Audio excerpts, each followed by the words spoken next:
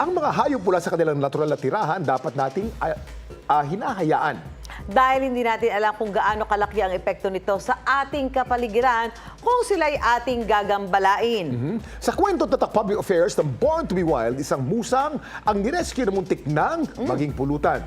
Narito at panoorin natin.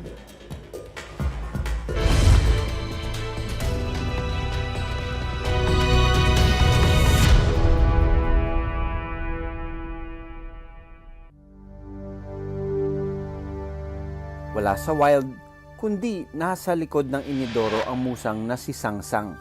Dito kasi siya pansamantalang inilagay ni Erwin. Muntik nang gawing pulutan si Sangsang na mga hunter. Mga ilang linggo na itong musang dyan? 2 linggo na po. And paano napunta sa kamay mo itong musang? Hiningi ko po dun sa kumpare ko at sabi niya po kasi may bumibili po sa kanya, babayaran daw kagad 800. At yun naman sabi, kakatayin lang daw. Pagkakita pa lang ni Sangsang sa aking kamay, naging defensive na agad siya.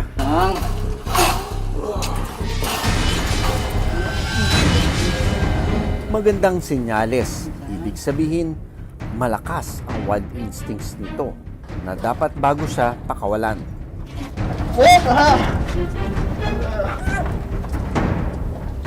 Buti na lang. Meron akong gloves. Look at that. Pinagat na ako dito. Nabali yung ngipin niya. Nagkukos na ng infection.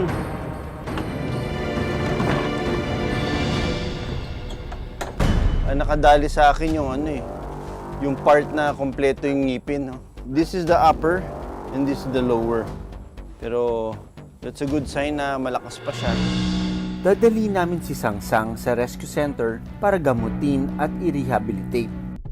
Isang hamon ulit ang kunin siya sa crate.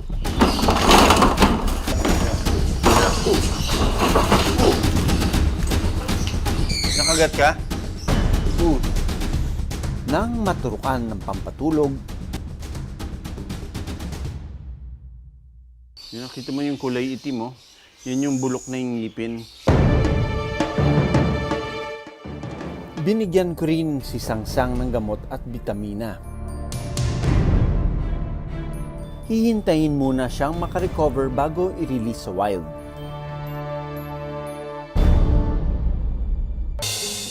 Chinek ko rin ang isang pamilya ng musang na hawak ng Department of Environment and Natural Resources. Nakuha ang pamilya ng civet mula sa lugar na kiniklearing para tayuan ng bahay. Kailangang masiguro na malakas ang lahat ng musang bago i-release.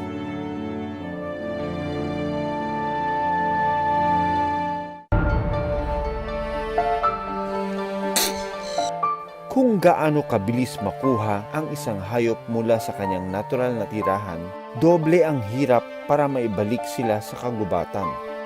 If you take out one species in an environment, let's say mawala ang mga civet cats, ang laki ng magiging collapse niyan sa ecosystem. Napaka-importante ng mga civet cats sa atin. Hindi lang sila sumikat dahil sa kape. They are an important seed disperser. They are important as a predator, also do the balance in the ecology.